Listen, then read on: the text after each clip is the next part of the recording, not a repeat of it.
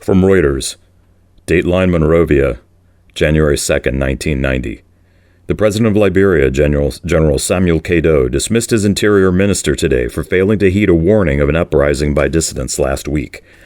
General Doe also imposed a dusk-to-dawn curfew on the Nimba region, where his opponents attacked a customs post in what the government called an abortive invasion from the neighboring Ivory Coast.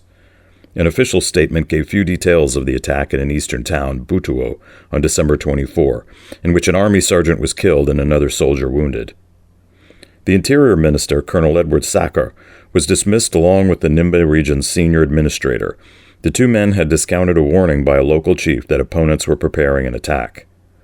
The government has sent troop reinforcements to Nimba, scene of an abortive uprisings in 1985 and 1988 against General Doe, who took power in a 1980 coup of his own.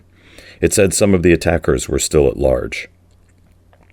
A man who identified himself as Charles Taylor telephoned the British Broadcasting Corporation's African service on Monday to say that he was behind the invasion.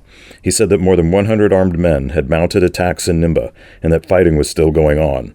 The government has said the situation is under control.